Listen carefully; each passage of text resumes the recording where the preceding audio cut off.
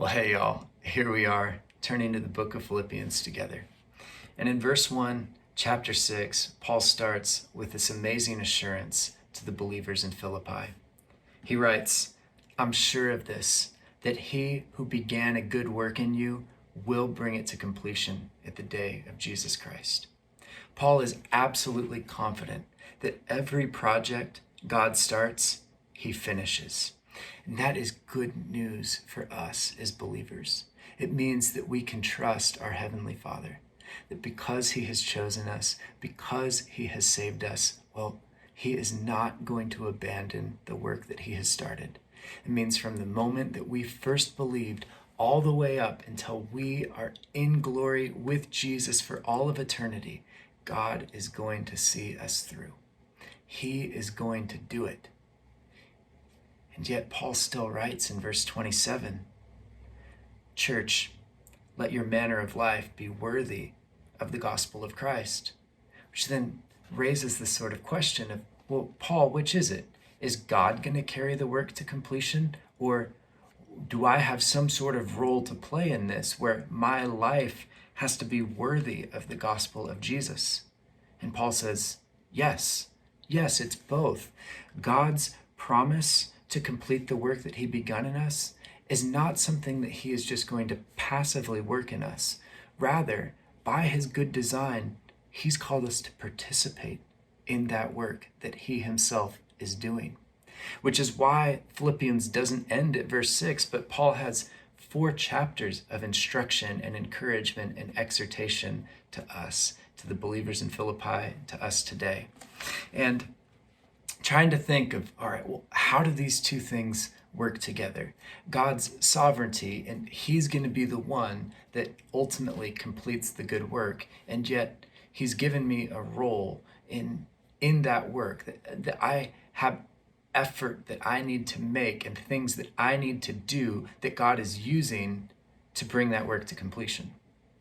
And the picture that comes to mind for me, a little bit odd of a picture because I'm not a baseball guy at all, but what I envision is a kid standing out on the baseball field, and he's holding the bat, and he's got his dad who comes around behind him, and dad is also grabbing the bat, and they're swinging together, getting the right feel of it. The pitch comes through, they swing, whack, the ball goes, home run hit. You see the kid running around the bases, beaming with pride. And the question is, well, who hit the ball? And yes, the kid was there. He hit it. And yet all of the strength, all of the power, the technique, well, that belongs to his father, the one who enabled it. And I think that our life as Christians is akin to that we have to step up to the plate, that God is giving us the bat and he's saying, hey, in this life, you've got to swing. But the entire time he's holding on to it with us. All of the power is coming from him, which is why Paul prays that the church would grow in their love, that their love would abound more and more, that their powers of discernment would grow, that they would be pure and blameless in the day of Jesus. And I want for us to remember that, because as so many other things in life are slowing down and are changing dramatically with the shelter-in-place orders and with everything with coronavirus, there's a temptation to think that somehow God is putting a pause on the good work that he has begun in us. And that's not the case.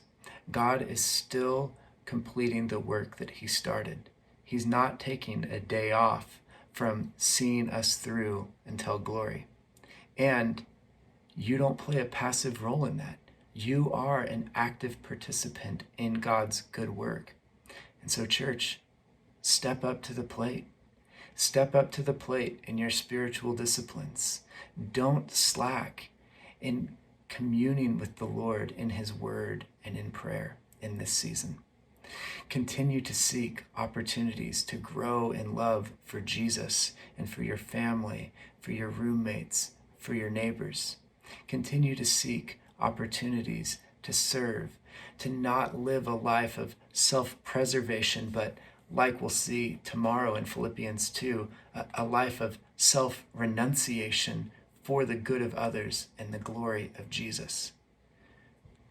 What an amazing thing that we get to step up to the plate in God's providence.